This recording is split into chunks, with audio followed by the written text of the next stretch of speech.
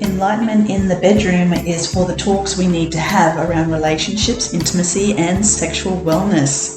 Hello, beautiful humans. This is Ali Morris, somatic sexologist here in Toowoomba City, and I am personally inviting you, if you can hear my voice, to our launch of Enlightenment in the Bedroom on the 26th of March, not too far away. And here we're going to showcase one of our fantastic, brilliant, amazing, embodied sex coach extraordinaires, Susan Stark. So sit back, relax, and have a listen to the wisdom that Susan Stark is about to share with us.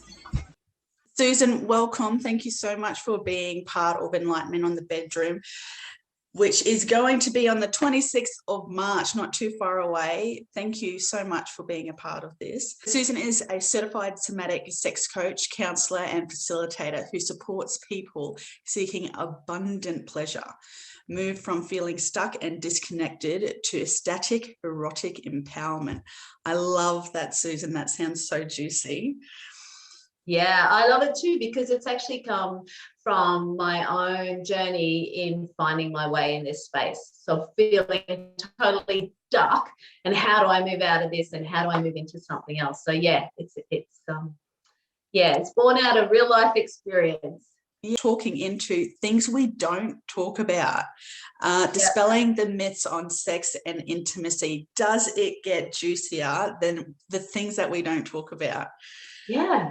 Exactly. How many of us are sitting in silence, feeling the conditioning of shame and taboo that we get dished up with in our culture, with just curiosity, questions, but not feeling like there's any safe, supportive space to even begin having these conversations. So that's what I want to invite people into, in a really real, authentic way. You know, like, let's just come together and start getting curious and have a conversation about these things that often get pushed aside because they're too shameful, they're embarrassing, or I don't want to be seen as inexperienced or not knowing. Yeah. And speaking into that too, Susan, the shame part of that, because I think that's a really curious piece that a lot of us, I believe we all hold a level of shame in areas of our life.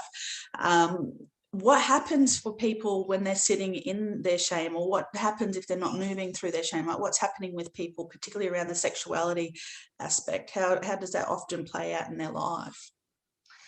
I think it plays out by silencing people, and and keeping people quiet, and then people adopting this idea of what's wrong with me. We get this tiny little script or box around, this is what good sex looks like, and if we don't fit into that box, we feel like, what's wrong with me?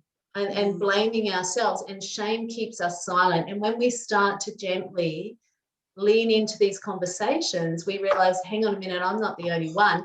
That person has exactly this, and it's so healing just by showing up, even just showing up and listening. You know, sometimes being able to contribute and find the language is a really big edge. So just showing up, getting curious, and listening in on these conversations, it's a huge step forward. Shame thrives in the darkness, in the silence. Shame thrives. So just simply by, let's just have a chat. Let's just get real. Let's talk about these things that no one taught us or talks about. Yeah. And Susan, what have you noticed in your practice when people are speaking into their shames, or speaking into those parts of themselves that they aren't putting light on, and thinking that no one else is journeyed through this, or no one will understand, or they're the only one that has this issue? Yeah. It's liberating, Aloni. You know, even sometimes just walking in the door is liberating for someone. They've taken a step, they're walking the door, and they're sitting and having a conversation. And, you know, I really welcome all their clunkiness and embarrassment and nervousness and all of that. So what I notice is that things aren't as scary as people thought they would be. And there's a freedom that comes with and a relief that comes with just starting to have conversations in a really supportive way. Yeah. So it's the first little step in towards creating change and walking towards what we desire. I love those words, freedom and curiosity. Mm. Yeah, for me in this embodiment work around sexuality, there is so much freedom to sink into, and so much curiosity. And I love the curiosity piece. How has that enriched your explorations, Susan, and the explorations of your clients?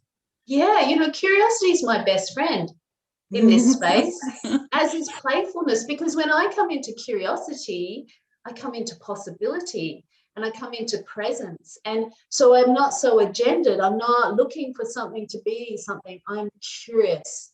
And so it's a really expansive space. Anything's possible in that space. So for me, curiosity and playfulness are my allies in this journey. And I really encourage my clients to hold that framework too. Like, let's just get curious, see what's possible. And often surprise.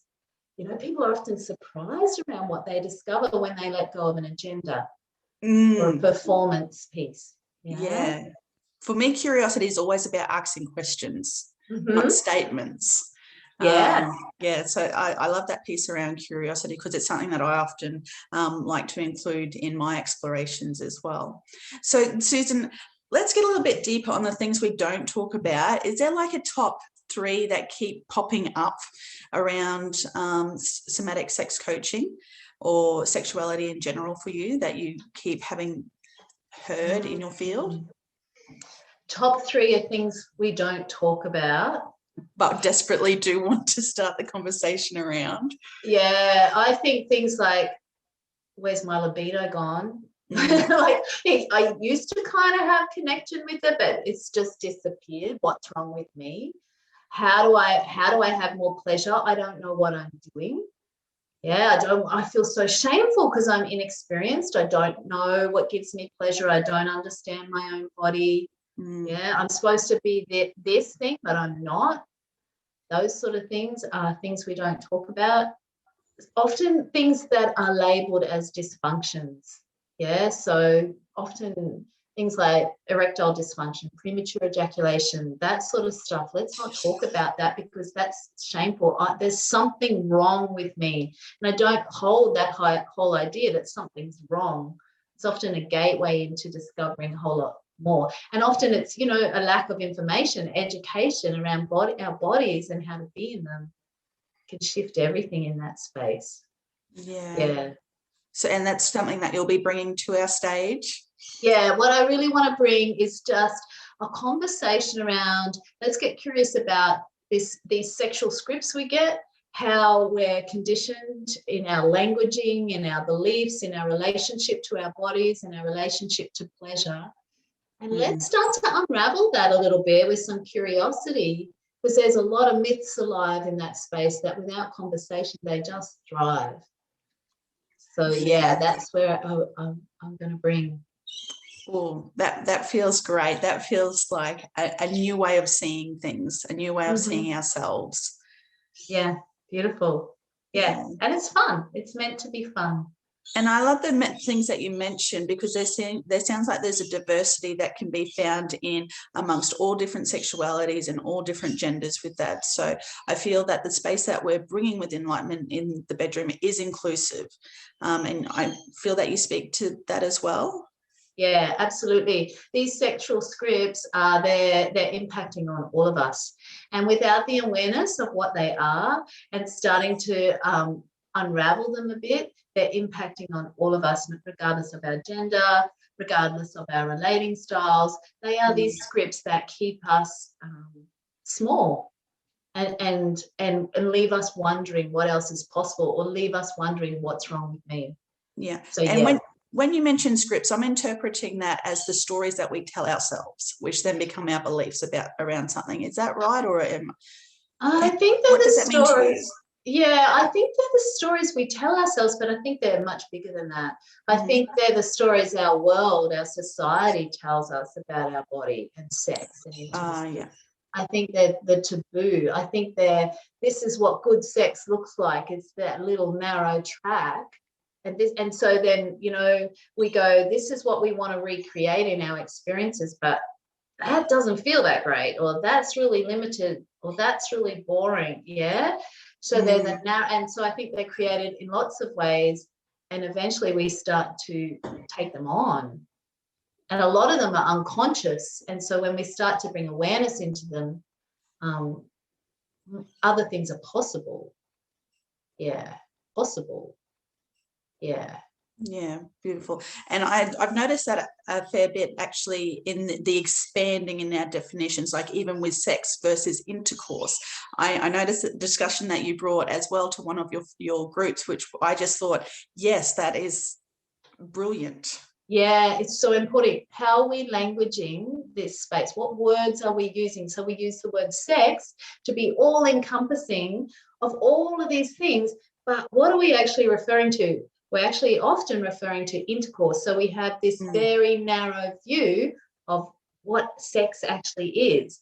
So when we start pulling that apart and go, actually, that sex? Is that sex? It starts to broaden the whole space and possibility in that space. Yeah, lovely. So Susan, where can we find you? You can find me in my Facebook group, Women Living Lusciously for Vulva Owning People, and you can find me through my website, www.susanstar.com.au. Oh, perfect.